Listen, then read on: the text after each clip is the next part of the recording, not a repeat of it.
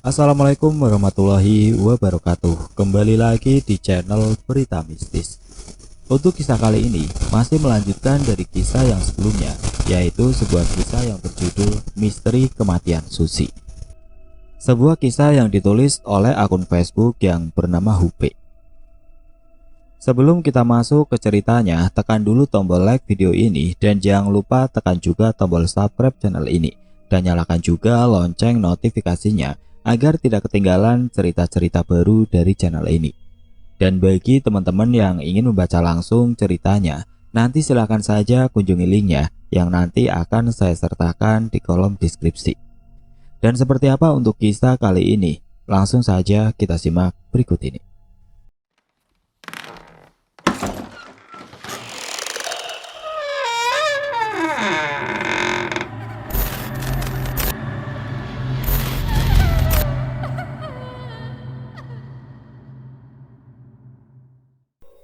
Susi hanya menggeleng, kemudian memegang kepala guruku yang botak di tengah dan rambutnya hanya di samping itu.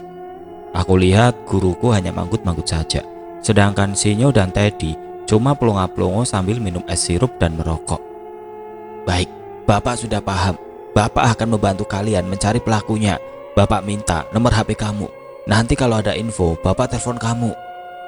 Terima kasih banyak, Pak. Kalau begitu saya pamit dulu, kataku. Ya sudah, hati-hati ya, semoga lekas diberi petunjuk, kata beliau. Aku berjalan dan tidak lupa mencium tangannya.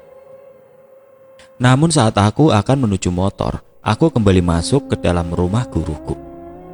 Kenapa? Ada yang ketinggalan? Tanya beliau. Enggak Pak, haus, minum dulu, sayang sirupnya, kataku cengengesan. Petak. Suara citakan di kepalaku, aku hanya meringis saja. Dasar kamu ini. Ya udah sana, jangan lupa ikan patinya. Kembali beliau mengingatkan. Aku hanya manggut-manggut saja dan langsung menuju motorku. Kami berniat kembali ke rumah Teddy untuk melepas lelah. Matahari pun bersinar sangat terik hari ini. Sus, maaf ya, hari ini belum ketemu pelakunya, tapi setidaknya bertambah satu orang yang akan membantu kita, kataku pada Susi yang terbang di sebelah motorku. Iya, tidak apa-apa mas, katanya. Lah, ini setan udah lancar ngomongnya. Habis semedi di gua mana sih Susi? Batinku. Sesampainya di rumah Teddy, entah siapa yang memulai, tiba-tiba kami sepakat duduk-duduk di pinggir kolam renang. Lalu tanpa aba-aba, aku mendorong mereka ke dalam kolam. Biur. Suara mereka tersemplung. Woi, Kirik, awas ya kamu pe, teriak Sinyo yang basah kuyup. Ah, enakan seger, teriakku. Biur. Tanpa kusadari, Teddy menarik kakiku dan membuatku tercemplung. Kapok, syukurin, teriak mereka. Akhirnya siang itu kami berkumpul di rumah Teddy, berenang dan bermain air. Pada malam hari, tiba-tiba Kiron datang ke rumah Teddy untuk menraktir kami. Woi, ngopi nggak? Lagi banyak duit nih, aku traktir deh, katanya sambil mengipas-ngipas uang 500.000. Beh, boleh. Dapat dari mana tuh? Kataku. Duit jualan item game online. Udah ayo ngopi-ngopi sambil makan gorengan atau apa kek. Jangan kayak orang susah di rumah mulu, katanya. Bolehlah. Kalau duit halal, jawabku. Aku menengok ke arah Sinyo dan Teddy, lalu mengedipkan sebelah mataku. Mereka mengangguk seakan tahu apa yang ada di dalam pikiranku. Saat berangkat, Kiron menyempatkan diri berhenti di sebuah minimarket, entah apa yang ingin ia beli. Kami menunggu di depan minimarket tersebut sambil berbisik-bisik riak. Pek, Kiron dapat uang dari mana tuh? Tanya Teddy. Meneket tehe, katanya jual item game online, jawabku sambil mengangkat kedua bahuku. Alah, sejak kapan dia jago main game online? Disuruh jadi healer aja, klemer, potong Sinyo. Saat sedang berbisik-bisik, yang diomongin keluar dari minimarket, lalu memberi kami masing-masing sebungkus rokok. Nih, biar gak asem, katanya. Weh, apa ini Ron? Alah, slow aja kalau rokok, kita bisa beli sendiri. Repot-repot aja, kataku. Alah, santai sekali-kali, jawabnya. Tentu saja membeli 3 bungkus rokok ini tidak murah. Rokok kami lumayan soalnya. Akhirnya kami melanjutkan perjalanan. Setelah sampai, Kiron langsung kembali bergaya. Sana pesan, ambil gorengan sepuasnya, jangan lupa dihitung, nanti lupa lagi ngambilnya berapa, katanya dengan nada sedikit keras. Tentu saja pengunjung yang lain langsung melihatnya, karena tempat ini memang selalu ramai saat malam. Waduh, gayamu Ron, modal pas-pasan, gayanya selangit. Biar apa sih? Batinku. Aku, Sinyo, dan Teddy hanya tersenyum kejut melihat tingkah Kiron. Kami merasa diperlakukan depan orang banyak, layaknya benalu yang menempel padanya. Karena merasa kesal melihat gayanya, langsung saja aku memesan yang mahal-mahal. Mas, aku pesan susu soda gelas besar, terus roti bakar, kentang goreng, jagung bakar, sosis, pentol bakar, sama pizza mie. Kataku memesan banyak makanan. Sama mas, kata Sinyo dan Teddy. Oke, tunggu ya mas P. Itu seret tikar satu lagi saja, biar cukup tempatnya, kata mas-mas pencatat pesanan. Ya karena kami langganan nongkrong di situ, jadi si penjual sudah hafal. Weh, gendeng, makanan segitu banyak, buat apa? Protes Kiron. Kalau nggak habis, tinggal bungkus buat nanti di rumah Teddy. Kamu kan bos, jawabku dengan nada penekanan dan sedikit keras pada kata bos. Kiron mulai ragu dan menelan ludahnya. Pesanan datang, 2 tikar yang kami jadikan satu terisi penuh. Pembeli yang lain langsung melihat kami berempat. Setelah selesai nongkrong, yang ujung-ujungnya makanan yang termakan hanya roti bakar dan jagung bakar, serta yang lainnya dibungkus, kami meminta bon pembayaran. Weh mas bro, minta bon dong, teriakku. Tidak berserang lama, mas-mas penjual pun datang membawa bon yang harus kami bayar.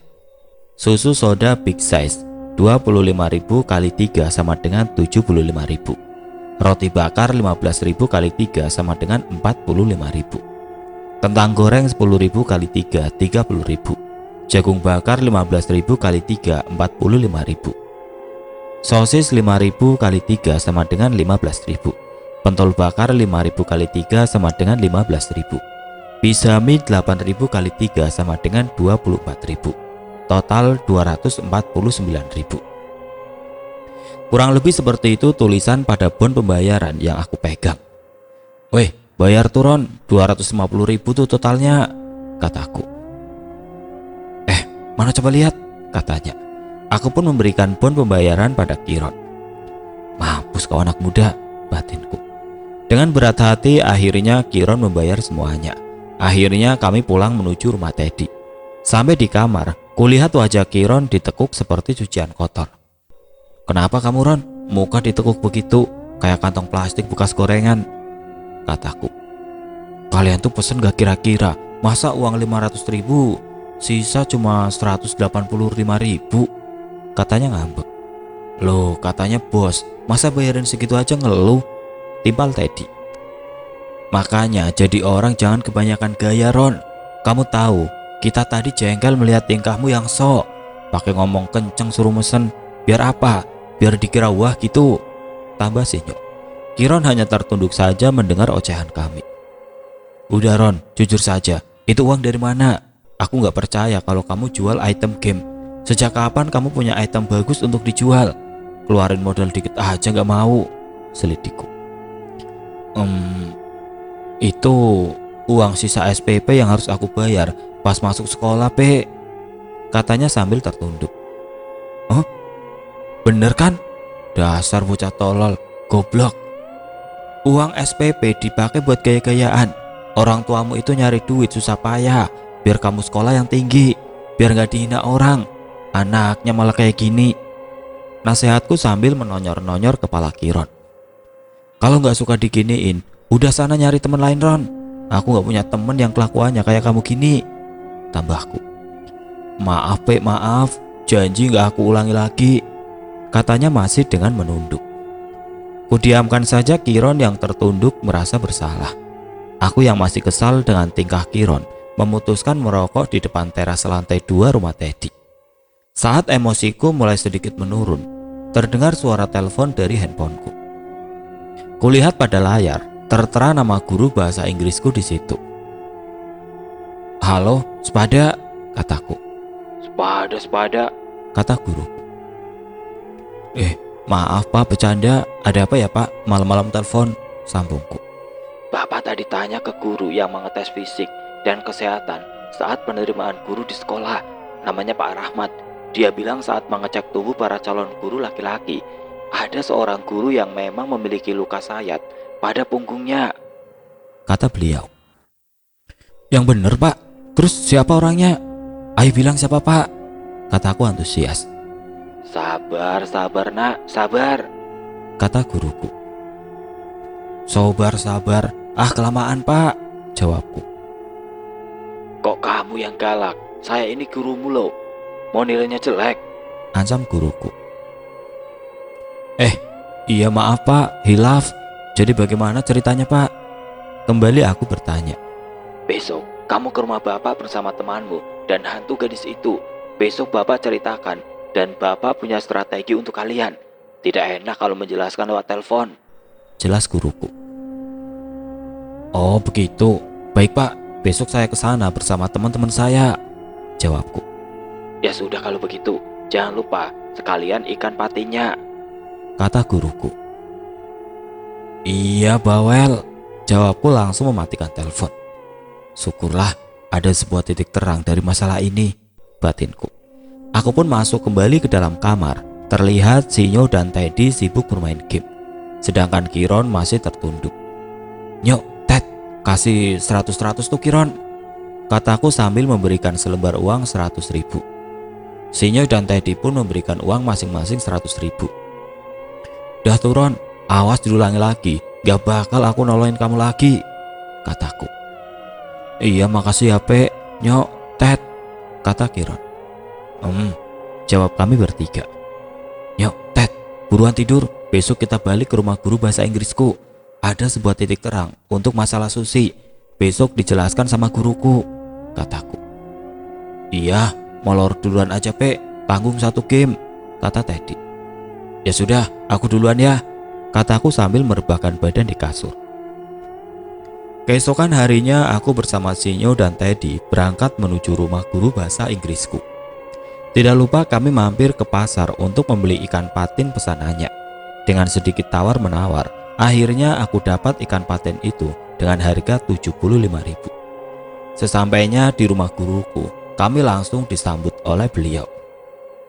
Nah, ini yang ditunggu-tunggu datang juga, kata beliau saat kami memarkirkan motor. Aku pun langsung menghampiri beliau dan mencium tangannya.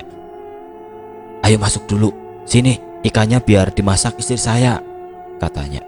Kami pun masuk dan memberikan ikan pesanan beliau ini. Kemudian beliau menawari kami minum dan membawa ikannya ke dapur. Tidak berselang lama, guruku datang dengan membawa 4 cangkir kopi, lalu duduk tepat di depan kami. Jadi bagaimana Pak?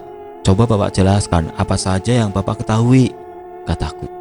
Jadi gini, kemarin setelah kalian datang kemari dan menjelaskan apa yang sedang kalian lakukan, Bapak langsung menelpon Pak Rahmat. Beliau ini bagian pengecekan kesehatan jasmani bagi para calon guru, katanya. Terus, jawab kami.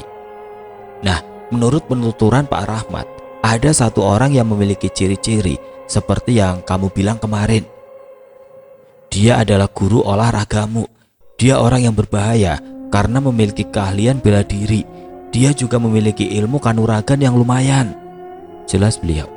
Aku yang mendengar penjelasan guruku cukup kaget mendengar siapa pelakunya. Menurutku guru olahragaku ini orangnya baik dan pandai bergaul dengan anak muridnya. Ya walaupun matanya suka jelalatan kalau ada guru perempuan dan wali murid wanita. Tapi aku pikir mungkin jiwanya masih muda. Yang bener Pak, masa beliau orangnya? Perasaan beliau itu orangnya baik Pak, kataku. Ya kamu buktikan saja sendiri. Bapak punya strategi, coba kamu lakukan, kata beliau serius. Rencana apaan Pak? Jawabku penasaran. Setelah dari sini, kamu pergilah ke rumah guru olahragamu, minta remedi.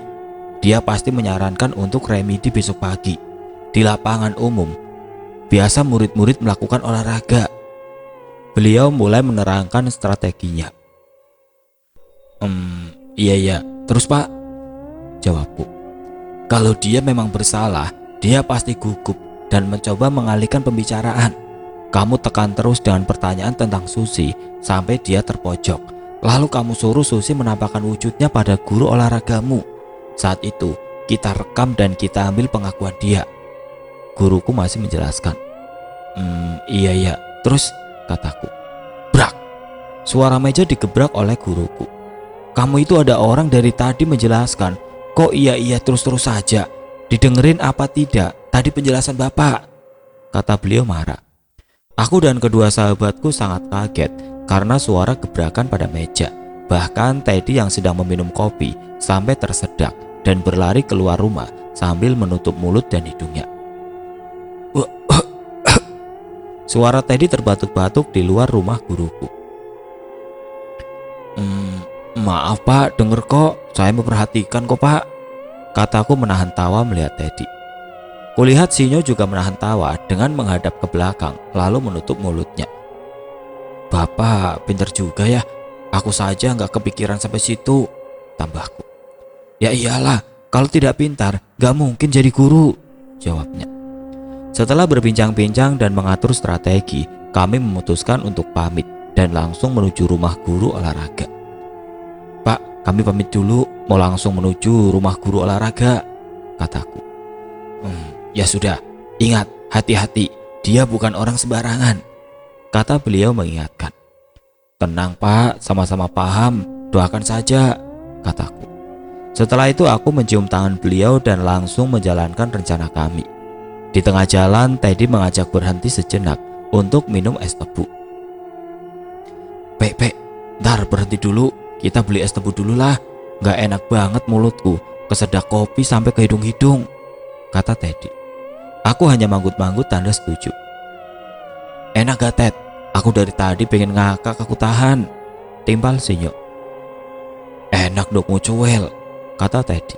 Akhirnya kami mampir sejenak sambil menghabiskan sebatang rokok dan minum es tebu. Setelah merasa sudah segar, kami melanjutkan perjalanan menuju rumah guru olahragaku yang terduga sebagai tersangka utama. Sesampainya di sana, aku memarkir motor lalu mencoba mengetuk-ngetuk pintu. Dar. Assalamualaikum Pak, Assalamualaikum, teriakku sambil menggedor-gedor pintu. Tidak ada jawaban dari dalam. Dar. Assalamualaikum, kembali kuulangi hal yang sama. Nyari siapa dek? Kata tetangga guruku. Nyari Pak Ibu, saya muridnya mau minta remedi, kataku. Oh, di belakang paling dek, coba aja lewat samping. Biasanya jam segini orangnya di belakang rumah mengurus pohon-pohon, kata tetangga guruku. Oh iya terima kasih Bu, jawab kami hampir bersamaan. Kami pun langsung menuju samping rumah dan benar saja ada jalan kecil untuk menuju ke belakang. Namun saat hampir sampai belakang, aku dihadang sosok gendruwo dengan matanya yang merah serta badan penuh bulu, tarik panjang dan kuku panjang pada jari-jarinya. Sosok itu melihatku dengan tatapan tidak suka dan seakan ingin mengusirku. Yuk Ted, mundur sebentar, ada sosok yang menghadang kita, kataku. Yang bener Pe, sosok apaan? Kata Sinyo. Gendruwo, kayaknya bener apa yang dibilang guru bahasa Inggrisku. Dia ini juga mempelajari ilmu-ilmu, jelasku. Mereka pun mundur beberapa langkah. Pergi, kata sosok itu sambil menggeram dan menunjukku dengan kukunya yang panjang. Aku tidak akan pergi, aku ada urusan dengan pemilik rumah ini, jadi jangan mengganggu, kataku berkomunikasi dengan batin. Sosok itu tidak menjawab, malah mencoba mencakarku. Aku menutup mata dan membaca mantra. Kuku sosok itu tertahan tepat di depanku. Kalau kamu mengganggu, jangan salahkan aku kalau harus membakarmu, kataku. Sosok itu tidak bergeming dan coba terus melawanku. Aku kembali membaca mantra sambil menunjuk sosok itu dengan jari telunjukku. Panas, teriak sosok itu dan kemudian menghilang. Aku menyuruh Teddy dan Sinyo menunggu di luar. Takut akan terjadi hal buruk jika ikut denganku. Nyok, Ted, tunggu di luar saja ya, aku masuk sendiri saja, kataku. Mereka mengangguk kompak dan duduk di atas motor. Aku langsung masuk ke belakang rumah guru olahragaku dan kulihat dia sedang menyiram tanaman dengan hanya menggunakan celana pendek tanpa menggunakan baju. Dek, aku lihat bekas luka pada punggung guru olahragaku itu. Ternyata benar, dia orangnya, batinku. Assalamualaikum Pak, kataku. Waalaikumsalam, katanya sambil menengok ke arahku. Oh, Hupe, ada apa Pe? Tanyanya. Begini Pak, saya meminta perbaikan nilai pada Bapak, jawabku. Ayo masuk dulu, tawar guruku. Ah, nggak usah Pak, di sini saja. Lagian saya juga sama temen di depan lagi jagain motor, kataku beralasan. Oh gitu, ya sudah. Kamu biasanya kapan? Besok pagi jam 6 mau di lapangan biasa ya? Tanya guruku. Bisa Pak. Ya udah, kalau begitu besok pagi saya datang, jawabku. Kalau begitu saya pamit ya Pak, nggak enak temen nungguin, tambahku. Oh, ya. Ya sudah, besok Bapak tunggu ya, katanya. Aku hanya mengangguk dan bersalaman lalu pamit. Aku pun keluar rumah guruku dan langsung mengajak Sinyo dan Teddy pergi. Saat di jalan, kedua sahabatku bertanya, Pek, gimana? Sesuai rencana nggak? Tanya Sinyo. Syukur, semua sesuai rencana. Aku yakin dia memang pelakunya. Tadi aku lihat bekas luka di punggungnya karena dia tidak memakai baju, jelasku. Baguslah, pelakunya sudah ketemu. Sekarang tinggal melanjutkan sesuai rencana, potong Teddy. Makasih loh udah nolongin aku. Emang kalian the best lah pokoknya, kataku. Alah blegedes, kayak berteman setahun 2 tahun aja. Kita kan berteman dari orok Pe, kata Sinyo. Oh, dari dalam perut malahan, tambah Teddy. Kami tertawa bersamaan. Akhirnya kami pulang menuju rumah Teddy siang itu karena ada janji dengan teman dari Bali untuk mabar game online. Semoga semua ini lekas selesai, batinku. Keesokan harinya pagi-pagi pukul 05.30 aku berangkat menuju lapangan sesuai dengan kesepakatan kemarin. Aku mengajak sosok Susi, Sinyo, Teddy, dan beberapa teman lain termasuk Mbak Putri, hanya untuk berjaga-jaga jika ada sesuatu yang tidak diinginkan. Sesampainya di sana ternyata guruku belum datang. Akhirnya kami melakukan pemanasan sendiri dan berlari-lari kecil untuk mengisi waktu. Tidak berselang lama, akhirnya yang ditunggu-tunggu datang juga. Namun ternyata dia tidak datang sendiri. Dia juga bersama sosok makhluk bertubuh besar dan berwarna merah serta membawa sebuah gada. Ternyata dia membawa penjaga juga. Aku atau dia sebenarnya yang dijebak di sini, batinku. Susi langsung bersikap aneh melihatnya. Dia begitu marah dan menggeram seperti ingin menyerang guruku saat itu. Ah, kayak dia orangnya, kata sosok Susi. Tenang Susi, Mbak Putri, tolong tenangkan Susi. Aku tidak mau rencana kita hancur, kataku berkomunikasi dengan batin. Mbak Putri pun menahan Susi dan menenangkannya. Guruku akhirnya turun dari sepeda motor lalu menghampiri kami. Dia melihatku dan tersenyum aneh sebelum berdiri di depanku. Entah apa arti senyumannya itu. Ini kok rame-rame, bukannya yang murid saya cuma 1, kata guruku.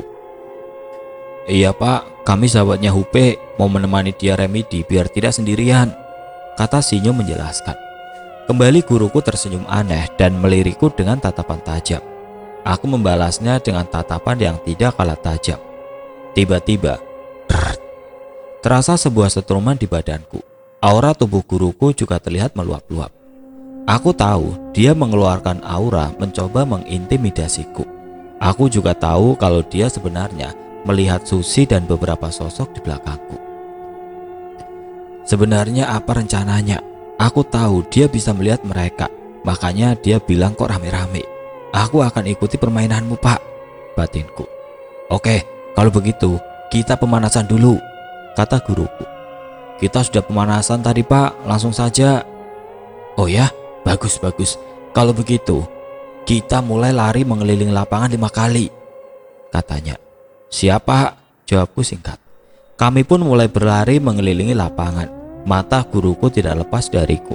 Dia selalu melihatku dan kubalas menatapnya. Setelah berlari mengelilingi lapangan, aku kembali menghadap guruku. "Sudah Pak," kataku. "Oke, kita lanjut push up 25 kali," katanya sambil mencatat nilai. "Cih, bertele-tele," batinku. Setelah selesai, guruku kembali mencatat nilai. "Oke, sekarang sit up 25 kali," kembali perintahnya. Aku pun kembali melaksanakannya. Setelah selesai, aku kembali melapor. "Sudah Pak," kataku. Dia tertawa aneh. Kini pandangannya mulai berbeda. "Kok malah ketawa Pak?" "Udah selesai," tanyaku. "Itu yang perempuan. Kok pada gak ikutan?" katanya dengan tatapan marah. Dek, aku sempat kaget dengan ucapannya. Ternyata benar dugaanku. Dia memang bisa melihat mereka. Auranya juga lumayan kuat, batinku. "Perempuan yang mana Pak? Ah, Bapak ini jangan horor lah," pancingku. "Lama gak ketemu ya Susi. Kenapa? Kamu mau balas dendam?" kata guruku mengajukan pertanyaanku. Susi kembali berontak. Tanpa aba-aba, dia langsung terbang menuju guruku dengan cakarnya. Namun makhluk raksasa berkulit merah yang dari tadi hanya duduk menyaksikan, kini berdiri. Jedong. Suara gada makhluk itu mengenai Susi dan membuat Susi terpental jauh, namun ditahan Mbak Putri. Makhluk itu tertawa kencang. "Nyok, Ted, mundur dulu. Keadaan mulai gak bagus," kataku. "Iya, Pe, paham," kata Teddy dan mulai mundur diikuti Sinyo. "Maaf Pak, bukannya saya ikut campur, tapi yang namanya salah tetaplah salah, harus dipertanggungjawabkan," kataku. "Lebih baik kamu tidak usah ikut campur, Pe, daripada nanti kamu aku hajar," katanya. "Jangan sombong Pak, di atas langit masih ada langit," kataku sok bijak. Saat aku bicara tanpa babi bu, makhluk besar itu mengayunkan gadanya padaku. Dak! Suara senjata gada makhluk itu ditangkis Mbak Putri. "Jangan sekali-kali kamu menyakiti dia. Kamu tidak tahu siapa anak itu. Sebaiknya jangan memancing emosinya," kata Mbak Putri. Makhluk besar itu hanya tertawa di depan Mbak Putri. Mbak Putri dan makhluk itu pun bertarung di tengah lapangan, membuat angin bertiup kencang karena benturan energi mereka. Pagi yang seharusnya mulai cerah saat itu hanya mendung petang dan tiupan angin kencang yang membuat tidak terlihat aktivitas manusia di dekat kami. Hanya beberapa sosok yang tidak terlihat sedang menyaksikan pertarungan makhluk raksasa itu melawan Mbak Putri, tapi tidak berani mengganggu. Saat sedang menyaksikan pertarungan, tiba-tiba aku terdorong, bahkan sampai jatuh berguling-guling di lapangan. "Ah, asu!" teriakku karena merasa sakit tepat di dadaku. Aku lengah saat menyaksikan pertarungan Mbak Putri. Ternyata guruku menyerangku dengan tenaga dalam. Untung tidak terlalu parah, hanya membuatku sesak nafas. Kalian tolong serang dia. Aku mau mengatur nafas sebentar," perintahku pada 3 sosok gendruwo, pocong, dan ular yang aku bawa dari rumah. Walau aku yakin mereka tidak akan menang, aku sempat menyesal juga. Kenapa tidak aku mengajak sosok yang lebih kuat? Aku terlalu meremehkan, padahal guru bahasa Inggrisku sudah mengingatkan, batinku. Kulihat sosok yang membuatku dan Susi terpental ke depan karena beradu energi dengan guruku. Aku pun langsung duduk bersila dan menempelkan kedua tanganku tepat di depan dada. Aku mencoba mengatur nafas dan membaca mantra walau dadaku masih terasa sesak. Saat nafasku kembali normal dan rasa sakit di dadaku mereda, aku kembali bangkit dan langsung berjalan menuju guruku. Aku melihat para sosok yang membantuku sudah kalah telak dan lenyap begitu saja. Bahkan Susi yang energinya lebih kuat dari sosok-sosok yang aku bawa sudah tidak berdaya. Aku pun mengambil kuda-kuda dan aku menyerangnya dengan tenagaku. Guruku menahan dengan tenaganya, namun dia kurang siap dan terpental. Satu sama. Emang enak diserang pas gak siap, nyesek kan, batinku. Kulihat guruku terbatuk-batuk sambil memegang dadanya. Sudahlah Pak, semuanya telah berakhir, kataku. Namun kembali guruku mencoba menyerang. Kali ini aku sudah siap. Kami kembali beradu energi dan kembali guruku terpental sampai batuk darah. Mbak Seno, tolong, kata guruku. Namun tidak ada yang terjadi. Mbah Seno, tolong. Kembali dia meminta tolong. Wus, brak, trap. Suara angin kencang berhembus dan suara sesuatu jatuh sampai membuat tanah bergetar. Namun aku tahu hanya kami yang merasakan. Karena dari pengalaman yang sudah-sudah, memang hanya aku dan mereka yang paham saja yang bisa merasakan. Kulihat ke arah suara itu berasal, namun tersenyum melihat Mbak Putri menang melawan sosok raksasa itu dan membuatnya lenyap. Kulihat Mbak Putri tampak marah sekali.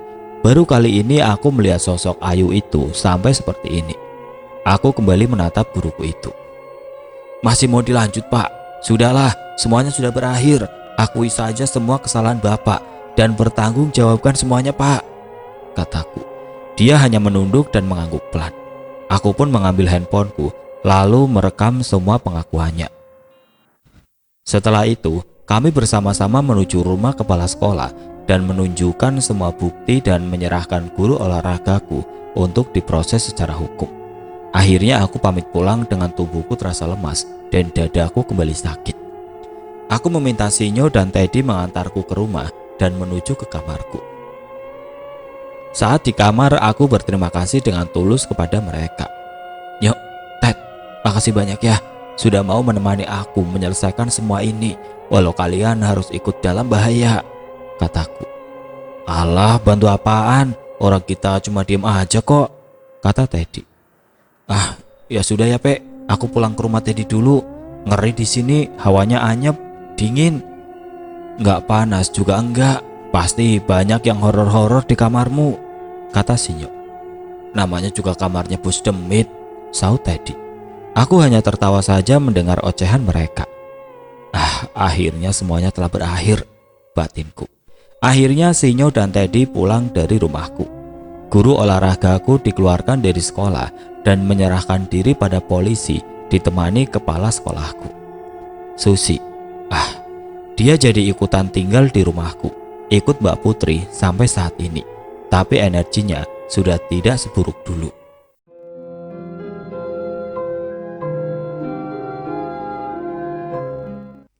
Oke teman-teman, sekian untuk kisah kali ini. Bagaimana menurut kalian tentang kisah ini?